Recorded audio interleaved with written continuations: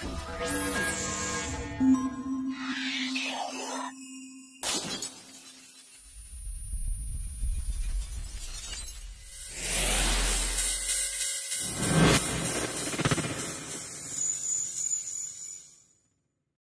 is a prepaid call from Broken to Redemption. Yeah, that's my squad. Was all a dream.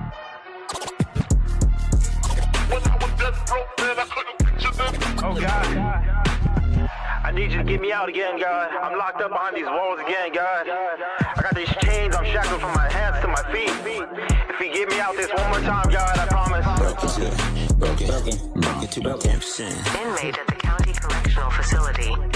All phone calls are subject to recording and monitoring. To decline this call, press 9.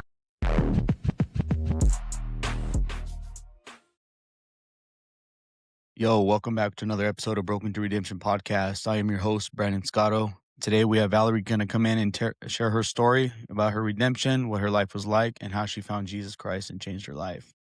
Hi, Valerie. How are you? Hi, I'm super excited to be here. Thank you for having me. Of course, no problem. Thank you for being on here. So, For do sure. you want to tell it? You want to tell us where you're from? I'm from Orange County. Well, I'm originally from Inyo County. I was born and raised in Inyo County, where Mammoth, Bishop, Lone Pine, Independence. I was raised over there, but I've been in Orange County for over 20 years now. I ran away from over there actually, uh, getting away from because I was a foster kid and I had a lot of trauma over there, and I came over here thinking my life would be different, but it's kind of like a jungle when you don't have any family or no, you know what I mean? It was Yeah, very, absolutely. very crazy uh decision coming over. I came here to go to college. Within 6 months, I ended up working with strippers, and within a year, I became a madam. So, life had different plans for me. But yeah, I'm originally from Inyo County, Inyo, and I've been in Orange County for over 20 years now. Okay. So, can you give us a little background of your childhood, please? Yeah, so for me, my childhood was very difficult.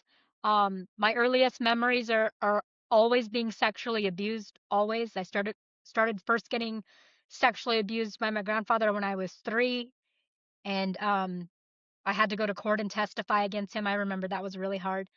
Um, but all of my memories, really, I guess the bad really outweigh the good for sure.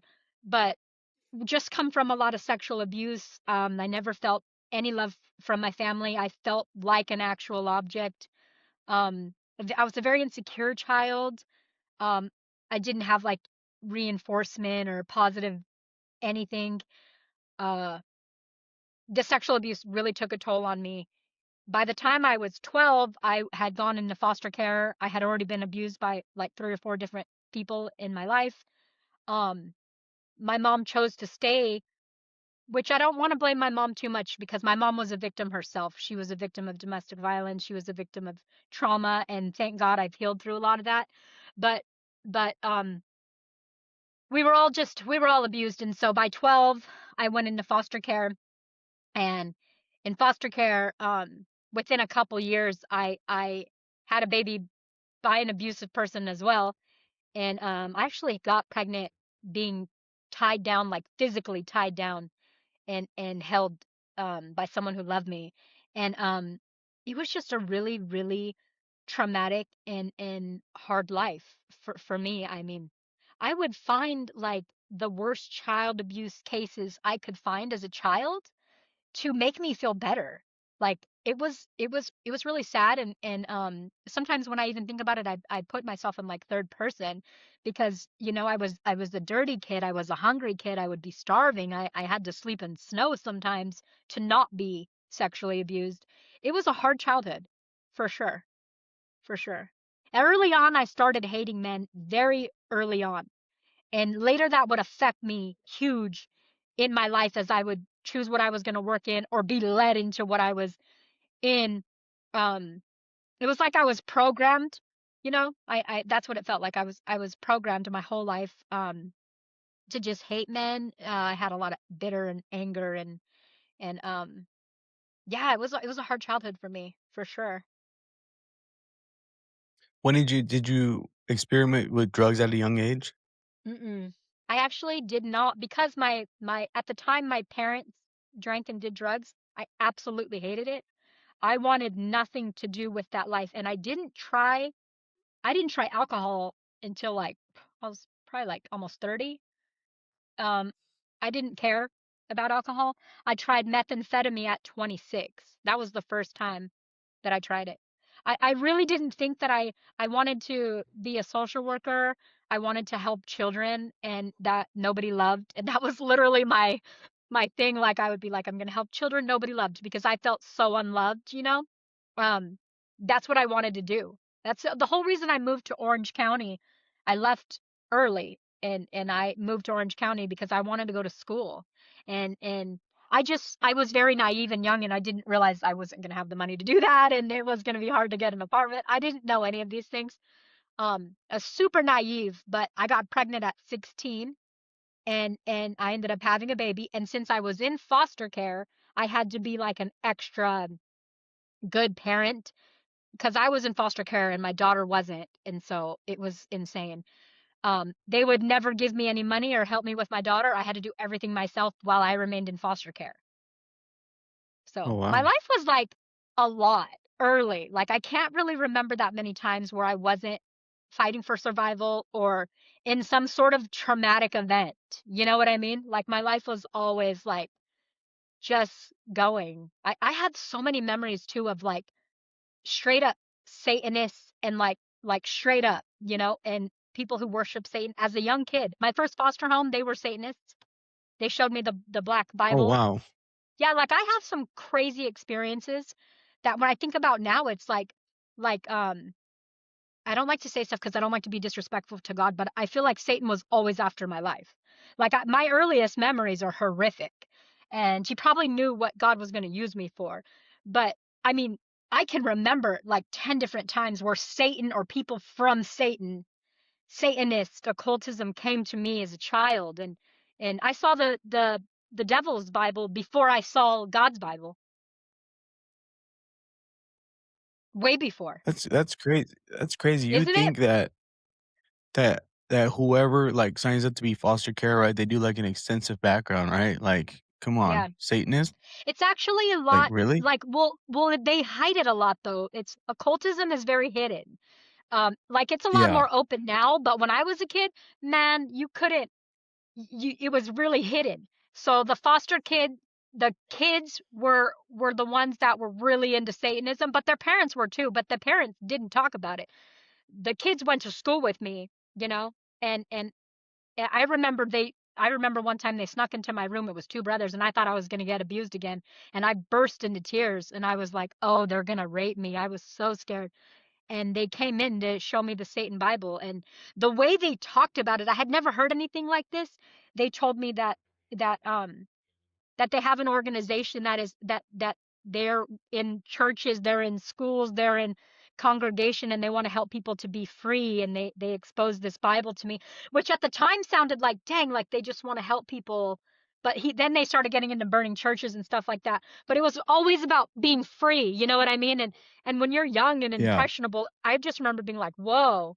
But then you would hear a lot of scary noises in the house and you could see things moving around, and it got really dark. Like I have seen in my life a lot of things that I will never be able to explain in a regular realm. But when you're a child and you don't even understand concepts like this, you know what I mean? It was hard for me to understand. I learned a lot of things backwards. And at the same time, there were people like I had pastor foster parents after those ones. You know what I mean? But I Okay. wanted nothing to do with them. I thought they were crazy.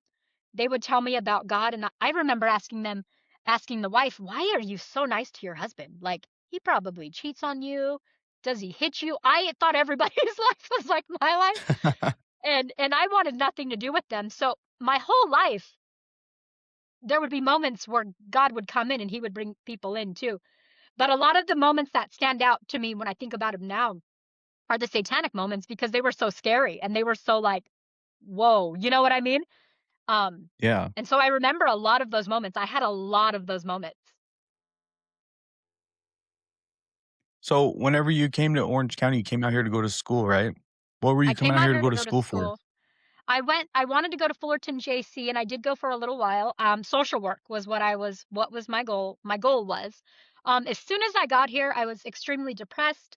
At least over there, I had friends and I knew people. I wanted to get away from my family, but it also, I was extremely hurt. Like, everything had caught up with me for all the years of the abuse from my past and my childhood, and I had never worked through those problems. And so when I got here, I went to school. I started school, and immediately I couldn't afford, like, I joined every program I could. I did get housing because I came from a domestic violence relationship. And I did have like help if I just had a good head on my shoulders, but I started unraveling pretty quick the first couple years here. I got into from going to Fullerton JC, I remember there would be a lot of strippers and there would be a lot of girls in little tiny skirts, and they'd always, have money and be talking to me. And I always hated my body. Always. No matter how skinny I was at the time and how I looked, I was not comfortable with my sexuality or my body in any way, shape, or form because of all this sexual abuse I'd gone through.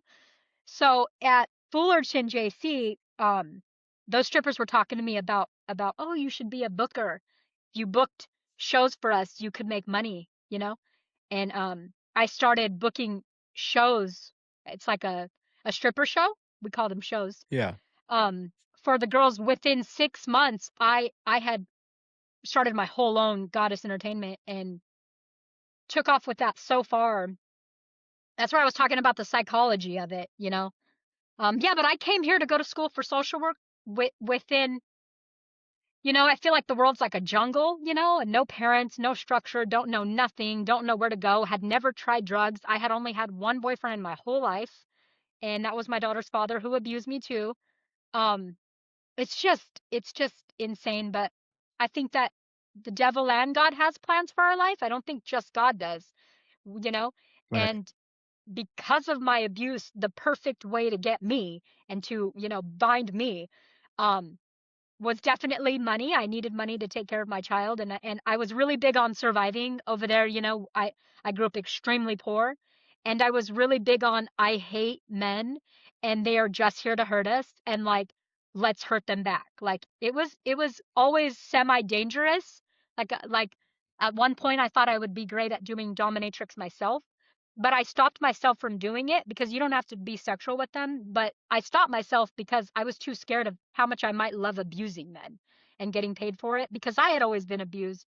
And that's kind of a big thing Yeah. for me to share. But with the psychology and what I had gone through, that's where that trauma and those lies of the devil and, life had taken me. Like that's the point where I was at. And I was young. I mean, I started that industry years before I started drugs. I didn't even start it on drugs. I did that like, as soon as I got my first $1,000 just for booking people on the phone, I was in. And it took me over 20 years to get out. Over 20 So years. it's a long time. Yeah. So I left that just a few years ago. Um 3 years ago to be exact. And when I left it, it was very hard. There's levels to it, and I was at the highest level. um Not like walking on Bristol or something like that. Like we had our own website. We worked with people that are like judges, lawyers, doctors. I traveled all over the United States. I worked with high-end models, people on TV. I mean, a lot of different things. But for me, like you asked me, what do people not know about the industry, that they should know? And I mean, it's a very, very scary industry, but every insecurity I ever had, it was dangerous because it fed it. So all of that love I never got, now I was a star. All of that, all those affirmations, even though they're negative and they're ugly, like I felt like I was making an impact on women's lives, like genuinely felt that. Every insecurity that I had, it fed that it was really hard for me to leave it, you know? Like really hard. I enjoyed fighting against the men. um I would like if you yelled at one of my girls, I would cut you. I was dangerous. Like And I hate to say this, but I'm going to be very honest because I want it to help somebody. I fed off of that. I needed that. And in a sick way, it made me feel good from all the abuse that I went through. So I now see how sick that is. Um, a lot of these people hadn't been abused. A lot of these people didn't have the trauma that I had, and I basically unloaded my trauma on these people. And I learned that from from classes at Project Kinship. It took me a long time to learn, like dang, like, how deceptive I was, or just how gross it was, and how psychological it was. But I mean, I was blinded for a long time. I genuinely felt like I was helping women, like, a lot. Like, it was my entire life and existence for a So very long time. did you ever have a moment where you thought that this is costing more than it was giving you? Mm, there was like 2 or 3 moments where I sat back and I really was like, "Whoa." I had a couple guys, like, I was very into fighting. So, like, when I mean fighting, it was like if I knew of a woman who was being beat, I would make sure that I could get that woman and protect her. And like, I was getting my life threatened to be killed, and I loved it. I remember the first person who was like, "We're going to come after you and we're going to kill you." And that was a moment where I was like, Valerie, like, whoa, like, you could really get killed. But honestly, it was such a sick disease for me at that point that I was like, I'll die that way. Like, I don't really judge gang members or anything like that because I was down to die because of what I had gone through. I would have died happily at that time for that. And that was one of the moments where I was like, dang, this is sick. Or when I seen a girl one time, um, she came in, and while she was there, I had just met her. She got a call from a doctor that she had HIV, and they kept calling her and calling her and calling her. And I go, girl, answer the phone. I have a weird feeling. Just answer the phone. And I was in shock. Like, I'm not doing this to hurt people or to spread diseases, or I don't want anybody in anything like that. Like, and so that was a moment where I sat back and I was like, this is crazy. Like, you cannot let this person work. You cannot, like, how can I help her? You know what I mean? In a different way. This is not the Yeah. way. And I did have a couple moments like that that were absolutely outrageous. That was an outrageous moment, and I had to sit back and handle that situation differently. Handle when that guy he told me. And these were guerrilla. There was one moment, only once, and actually my team, everybody I knew, this is why we felt like we were good people. We took those guerrilla pimps out. We're not into guerrilla pimps. We're not into forcing people to do things. If you work with me, you want to be there, and that makes us feel better. But it's wrong, and it's wrong. So that team got taken out, and they are all arrested right now. But they were trafficking people, and that was a huge moment for me too. Like, I was stupid in certain ways. Like, I'm working with sex workers who want to be there, but I didn't realize that half of the website, there's people that are actually don't want to be there, and that are trafficked. And I stayed in my own lane and I learned the rules, so I never thought about stuff like that. And after being there like over 10 years, I started hearing, no, there's people that are trafficked and forced and don't want to be there. And that was really hard for me. Like, I really took a step back. That was the girl that I helped with get away from the gorilla pimps. And after that, I could never work the same. It was like a slow decline after that. Because she was the only woman I ever seen with bruise marks on her. I had to physically help her run away from a gorilla pimp. I had to move to Menifee, and they were threatening me and her, and I was down. I was like, let's do this. But seeing how she was, it changed my life. Like, I never worked. I was in a full ring. After that, I helped her. I got her back to her family, and they're from Michigan, and I never worked like that again at all. So it wasn't like God had to like reveal things to me and reveal things to me, but it took a long time for me, like a long time. And when I would walk away, they would throw cars at me. I had brought this organization. I worked only with one website for over 20 years. When I came in, there was only 500 people. When I left, there was millions. I had brought so many people, and so much money. They bought me 3 cars, like, and I only drove BMWs. I mean, they were putting racks and racks on me. It's not like anybody wanted me to walk away. So when I walked away, it was really hard. They would buy me houses. They would pay things for me, you know, and I didn't have that. I didn't have an education. I stopped going to college after a few months. You know, I didn't have any I still didn't have family. By then I had an addiction.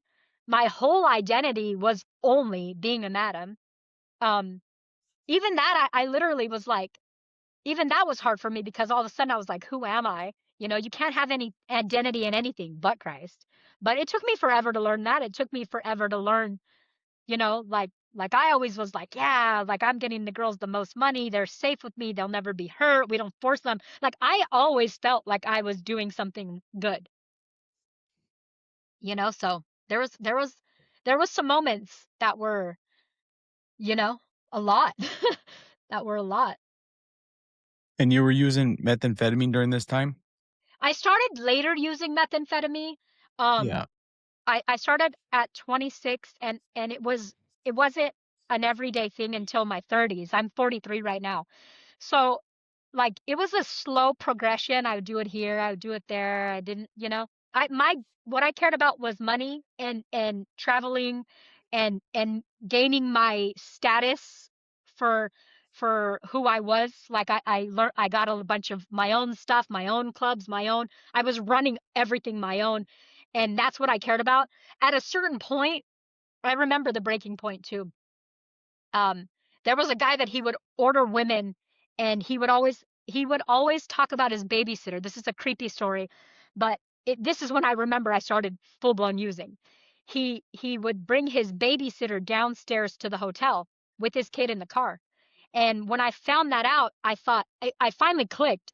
This guy actually gets turned on, and he's sleeping with someone that I'm bringing him, and he has a kid downstairs. And I flipped a script. I fought him. I took him off the website. I had, because of what I've gone through, I flipped a script. But I remember that day I started seriously using. It turned so many like things in my mind. I couldn't believe that was another one of those moments where after that I couldn't, I had to use more regularly. I couldn't just, I mean, there was a time where I used once or twice a year, didn't really think about it. But at that point in my career, I remember I wanted to do some really sick stuff to this guy. It was really hard for me. The girl was so scared that I just made sure she was safe. I made sure he was never on there again. But some of the situations I was in, there was no way that I should have been in those situations. Like I'm this young girl who just has anger. You know what I mean? And I could have been in some serious things at any moment. Thank God I wasn't.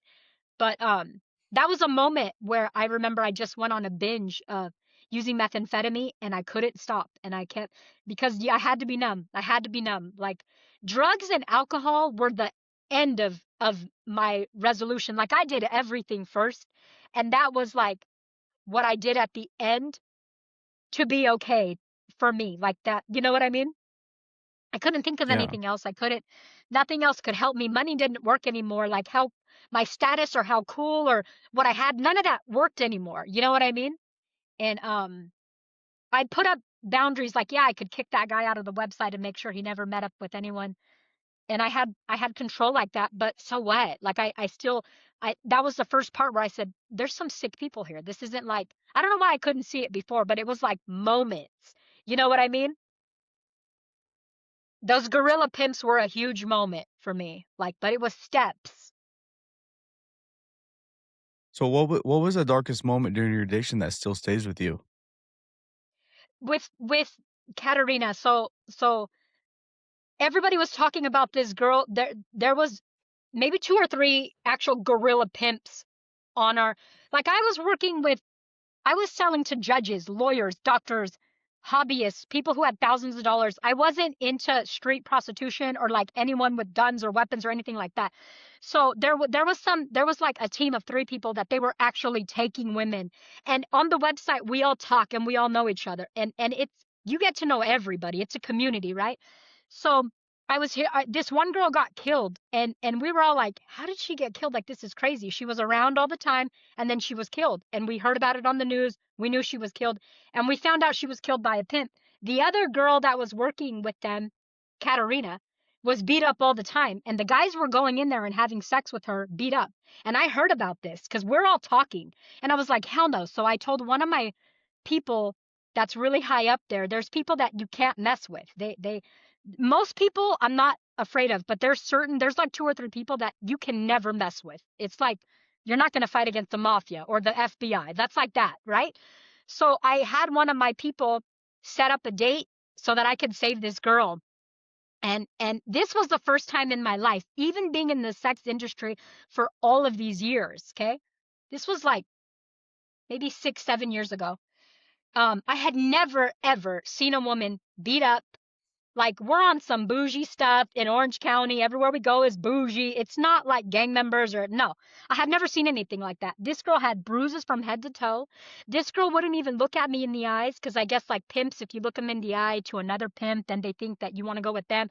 She had so much trauma and abuse that it reminded me of when I was a kid, and it brought me just disgustingly sick. Like, I vowed that I didn't care what I had to do. I didn't care who they thought they were or whatever.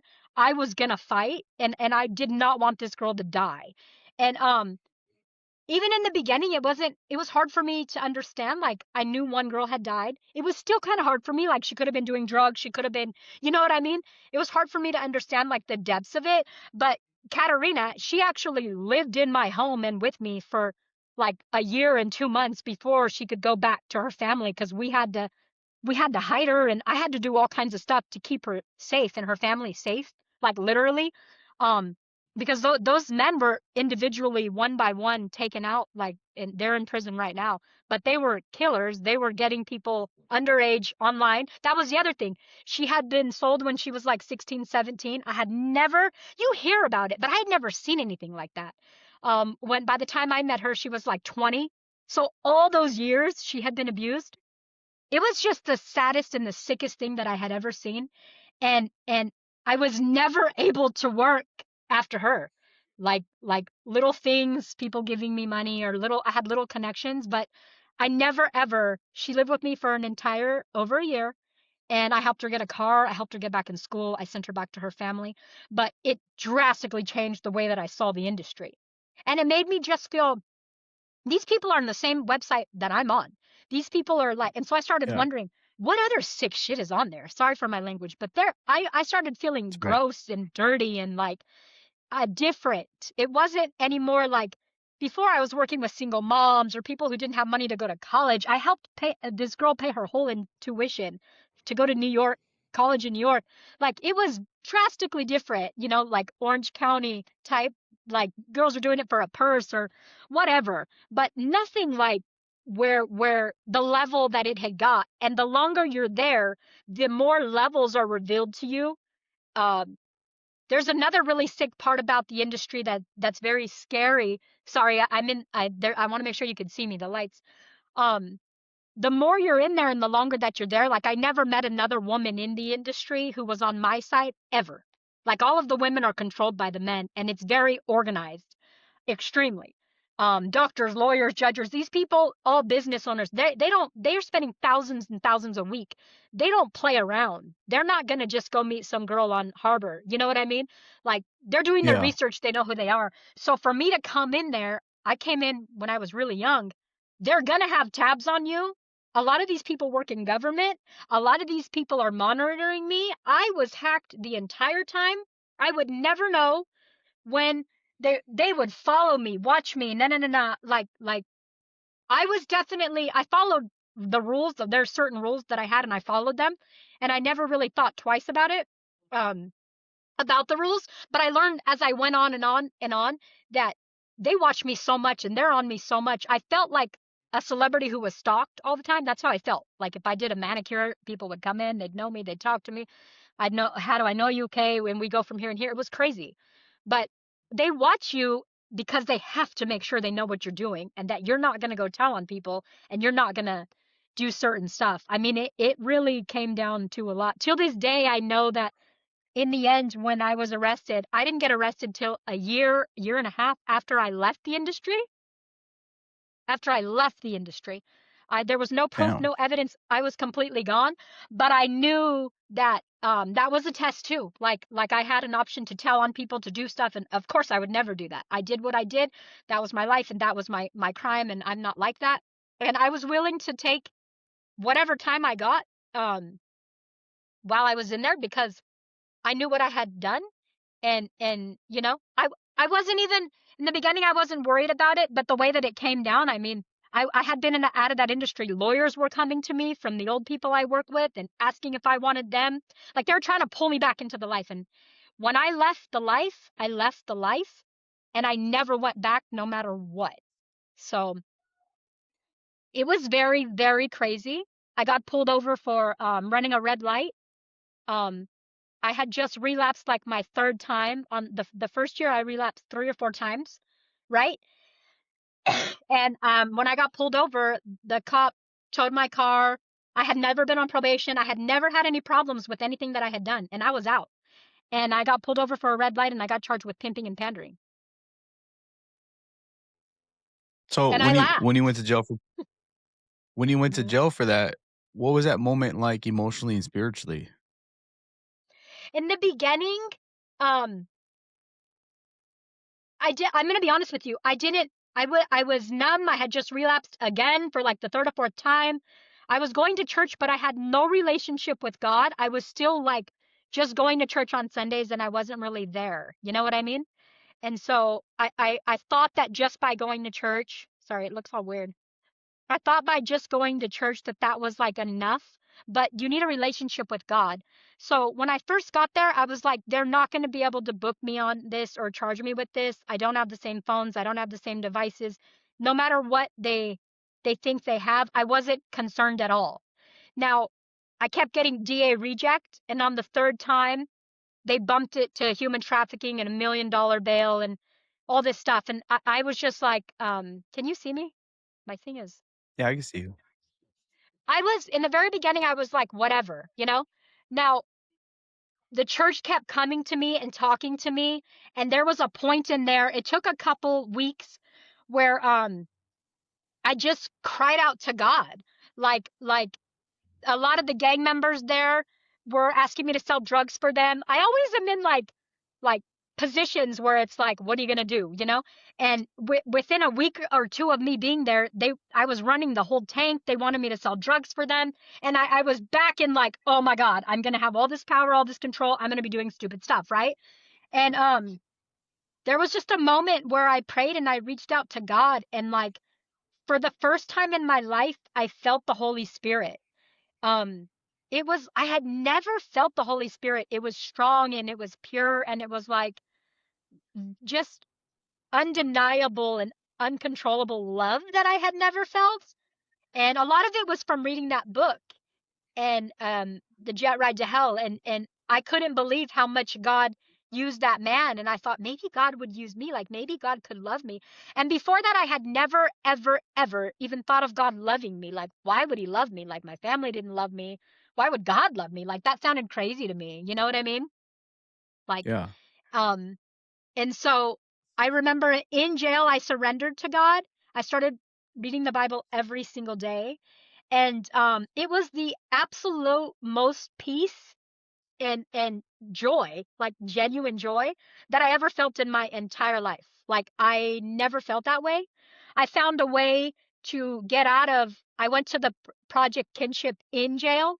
So I didn't have to run my tanks anymore. I started praying and asking God to help me because somehow I'm always in something like, and I needed to get out of that. Um, you know, people were relying on me to give them drugs and stuff, and I was caught up in this whole thing like quick. And so I went to a tank and I started working on myself and I started taking classes and I started praying, and Crosspoint kept coming to me and coming to me, and um I just started changing. Like I started praying against bondage and curses, and I started seeing all the stuff that I was really involved in. Like it was such a good moment in my life because I had the solitude where I wasn't running around and doing all the stuff. I had the time to see who I am, to admit who I was and what I've become, and to like cry out to God, like a real genuine cry. You know what I mean? And I had never done that. Like I had never had any of that. Crosspoint stood by me, and that was huge for me. Like nobody had ever stood by me. And it was big. They would come pray for me. By the time I left, I had my entire tank praying with me, and a lot of those people I still talk to now. But that was the moment where it really started changing, like internally. Like, I just wanted a different life. Like, I had done so many things for so long and I didn't feel good about them anymore. And I finally admitted that I was powerless over drugs and alcohol. I was powerless over this sin that I had, you know, grown with. And like, I made the conscious decision that I was gonna um get a degree and do my 7 years in prison, because that's what I was looking at as a minimum. You know, it's like organized crime, pimping and pandering. And I knew that they had known me for many, many years. So I was like, if they catch me, I did this crime. Like, if I get the time, it is what it is. I accepted that. I actually was genuinely, I found a discipleship program. I was like getting excited to go do 7 years in jail. It's crazy when I think about it now. Like, but God had a different plan for me. And after 6 months in jail on my 14th court, in 2023, um, I got released. They released me and gave me 2 years of probation because I didn't have any other crimes on my record. None. So, what has been the hardest part of walking a new path after so many years in survival mode?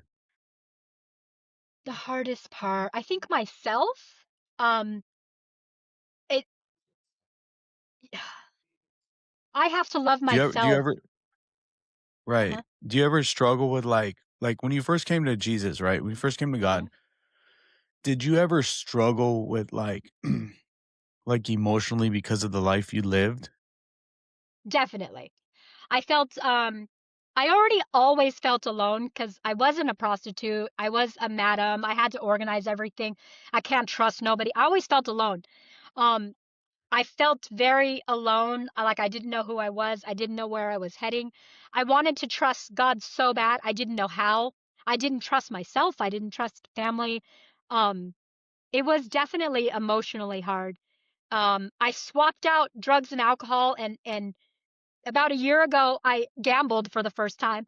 And even the first $10,000 that I saved legally, which I've only done taxes twice in my life and had like 3 legal jobs.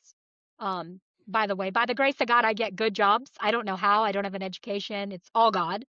But it was very, very hard for me, and I ended up gambling. Like, I didn't go back to drugs and alcohol, thank God, but like a year ago, I ended up gambling like $10,000 at a slap house, and I was going right back to that because of the loneliness, Yeah. and I realized I had to surrender again and stay more committed. And it does get hard. I'm not gonna lie. Like, a lot of things came to me, a lot of things when I tried to, once I got legal, a lot of, scams came to me, a lot of things came to me.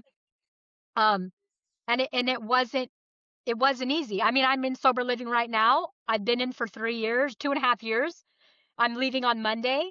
Um, it's a drastically different life from going to, you have tons of your own houses, your own everything. You can do anything at any moment financially, to, okay, now you pay taxes, now you live legally, you are no longer this celebrity. Oh, and then forever. I mean, it just stopped, but I had the cops watching me, always on me. If I just went to go play the lottery, the cops would pull up and watch me. If they saw me with gang members, I remember that I invited gang members to church. Like, I'm really about, like, who wants to come, like, you know what I mean? And I know a lot of people. Like, by now I've been here over 20 years, I know a lot of people. And every time the cops, just till a couple months ago, every time they see me with someone that they think looks suspicious, pull me over, want to talk to me.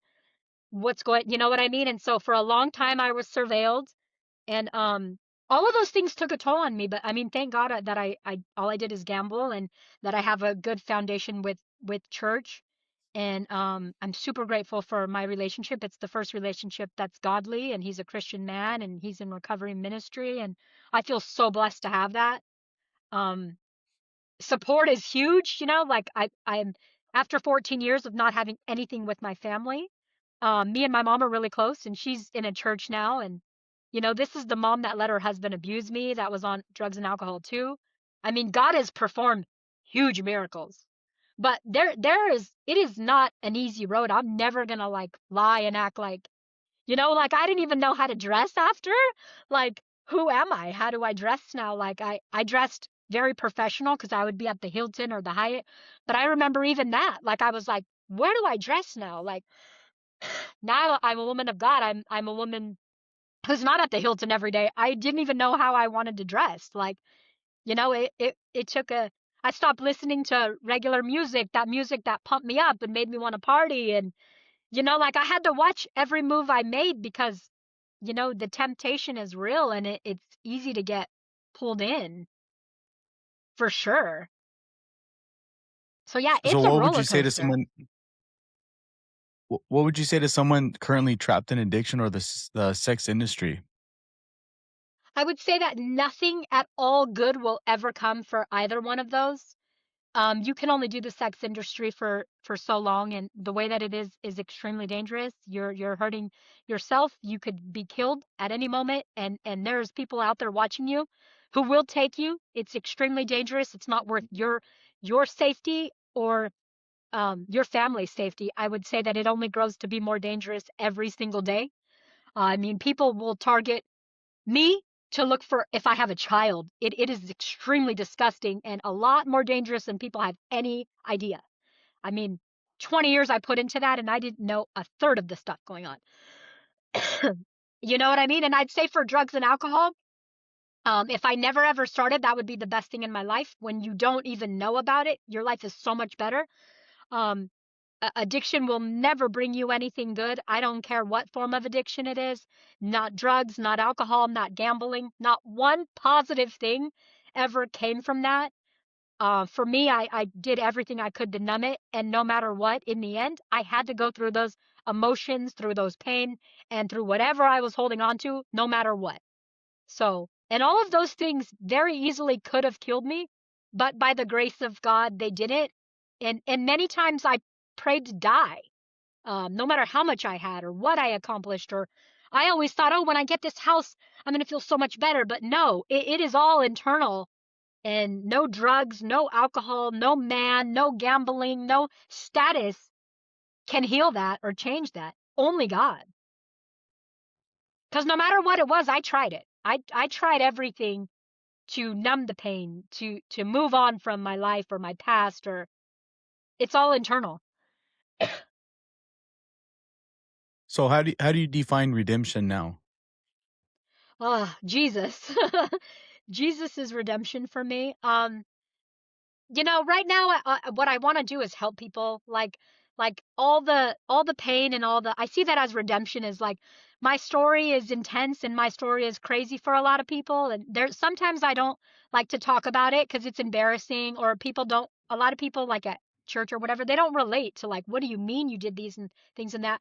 But the thing that helps me the most is when I can help someone else. Like redemption is taking that pain and using it for something good.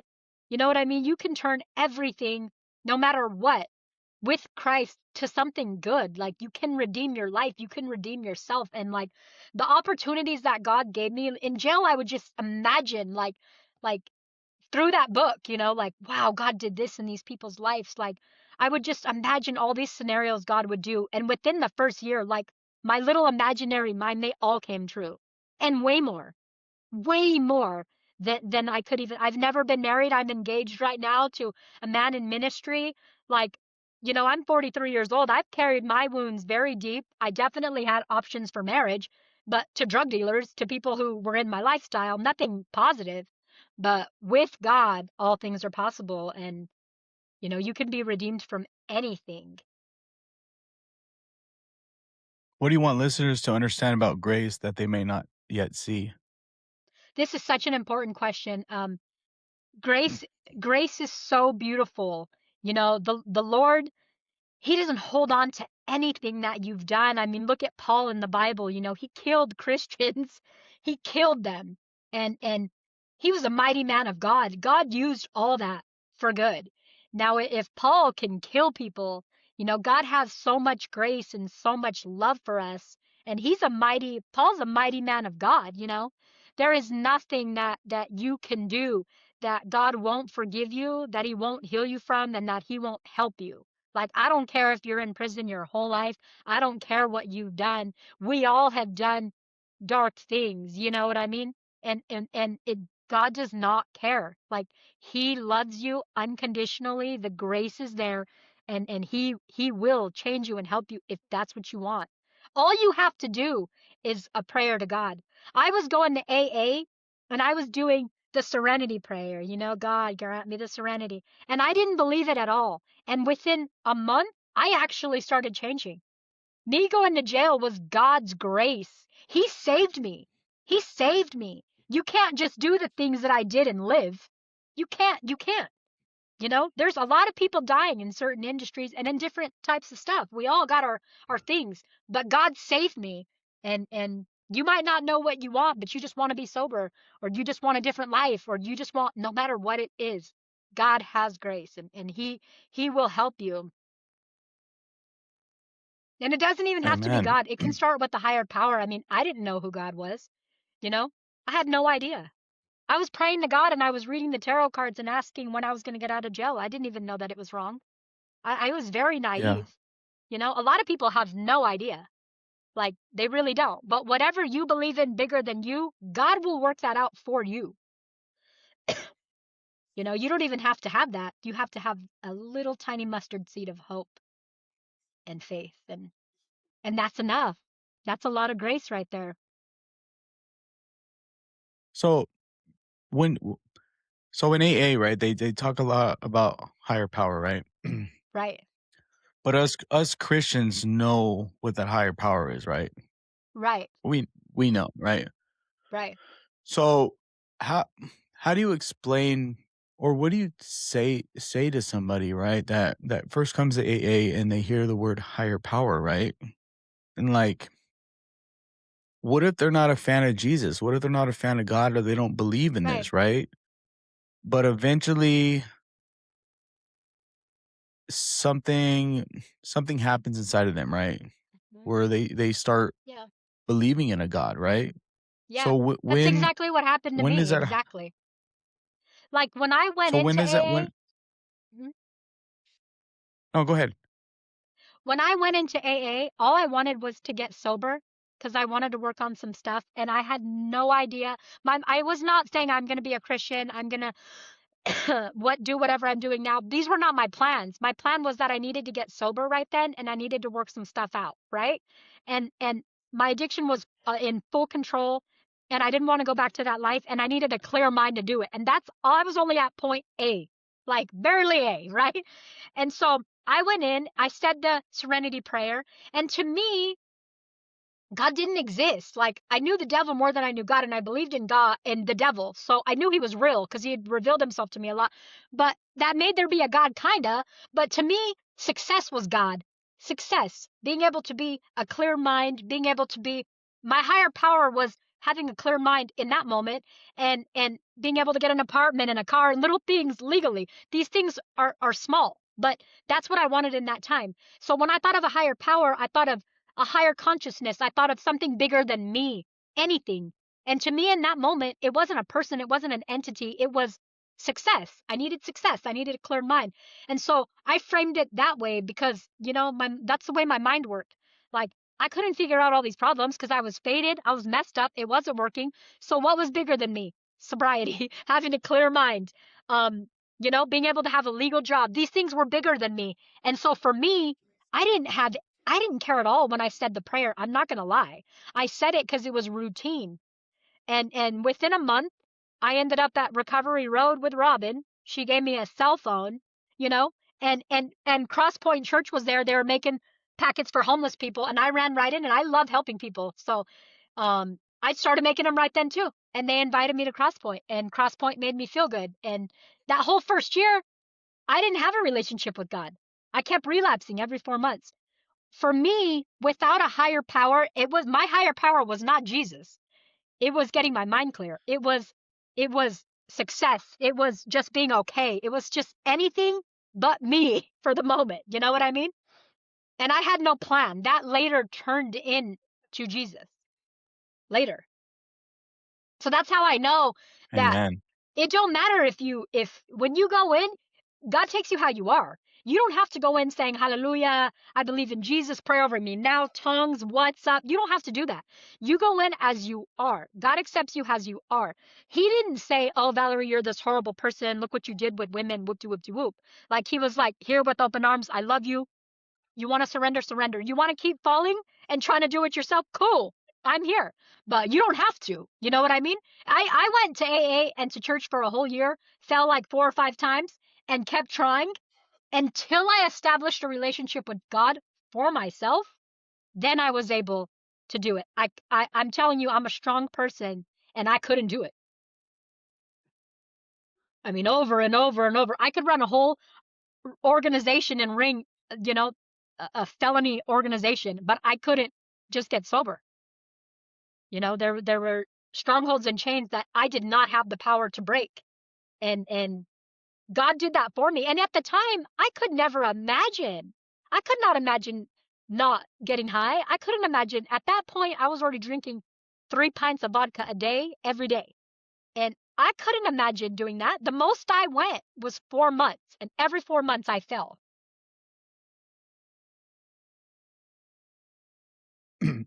So you're moving to Hawaii next week, right? This coming Monday, I moved to Hawaii. I will be in recovery ministry. I'm so excited. Like, it's a God ordained appointment, and I'm just so excited to be there to share my story, to help people get into recovery. The person that I'm engaged to, Bronson Gamble, he's been in ministry for over 30 years, and he brings people from Hawaii. He's connected with churches in Orange County, and they help people. They have over 250 beds across the United States, and they give them actual detox and actual residential treatment. Then they have sober living programs after that with, like job placements and all different types of skills that people need to get their life together. And it's all Yeah. faith-based. I have a really hard time not being like in AA now that I am Christian. I need Jesus involved. I need to be in, for me, I like sober living with Yeah. Christianity with people on the same like lifestyle as me. And so I'm really happy to be working with an organization that is all faith-based. Yeah, that's terrific. That's great. So you're not at the Hilton or the Hyatt, but now you're gonna be on I'm not at Hawaii. the Hilton or the Hyatt. I Yeah. sleep, there's 2 other women in my room, and God has done a lot to show me patience. And I mean, I've just changed a lot. I've changed a lot, and I'm super excited to see what God has in store for my life. I think he's got big plans I think he's got big plans for for all of sure. us. I know he's got big plans for you and your Yeah. life too. It's exciting, Amen. Yeah. Super. because we just had no You idea. told I mean, I would never no. picture this, You told like, ever. you told me 6 years ago what I'd be doing. I'd tell you, "No, you're I think you're crazy. Right? That's not me." Yeah. Right. Like, I'm marrying an But ordained pastor. Like, I was a madam for 20 years, and I'm yeah, working in recovery. Like, I did meth and alcohol for 15 years straight. Off and on, but I mean, it's regardless, crazy. that from the first moment I did it, well, no, I started at 26 and I am 43. So that's a long time. So, okay, so if anybody's listening to this right now, and they do wanna get help, is there a way Yes. for them to reach out to your man in order to maybe get into those 100%. programs to get help? Yes. Okay. One, I am on Facebook under Valerie Rosas. I'd like to send you those links if possible. I was gonna send Okay. you Yeah. some of our brochures and flyers. We have over 250 beds across the United States. If they have Okay. insurance or not, these are not Medi-Cal programs, by the way. They're actually really nice Okay. treatment centers. No disrespect. Wherever you can get help, get it. But Right. we will help them get insurance. We help with premiums. It's all faith-based. We genuinely want to help people. So I'm going to send you our Okay. flyers. I'm going to send you my contact information through Facebook where anybody can reach me. And I also Okay. wanted to introduce you because I know you come across a lot of people. If they need help, we'll get them help right away. We can take them out of That's state. what I was just I'm going to connect you with that's what I was all gonna that. ask. Yeah. Okay. So if you don't mind, I'll send you the Terrific. link to my Facebook. I'd love to give that to you, the link to our brochure. We are one phone Okay. call away. We help with mental health, which, oh man, there was a lot of times that I just needed mental health help. Mental health Absolutely. is just as much. You do not have to be on drugs or alcohol, but we have programs for drugs, alcohol, and mental health. Um, yeah, across the United States. We brought last month over 200 people from Hawaii, and they're here in Orange County Wow. right now. And then we connect them.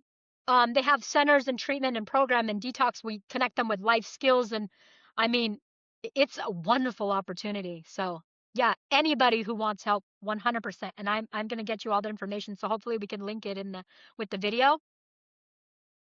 Yeah, I'll make like little flyers for it or whatever, and then I'll link them in. That'd be awesome. And then also like if you guys ever, because like aside from everything that I do, I'm a motivational speaker, right? I go to schools, I go to Right, rehabs, and I speak about my right. testimony of what God did for me.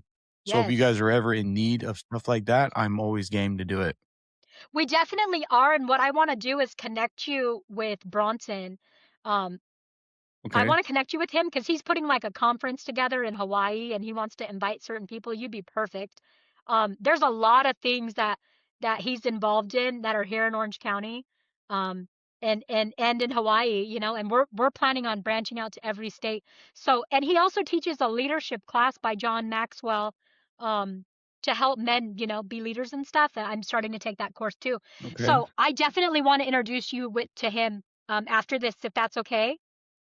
Give you his Yeah. information because I was telling him about you and your wife and showing him some of your guys' stuff, and I just think that it's awesome. I'm also going to get some of your merch here. I really like your Okay. merch and everything that you represent. Like we love it. So yeah, Thank let's you. connect for sure. Yeah, for sure. Yep. Well, I appreciate you coming on. Thank you so much.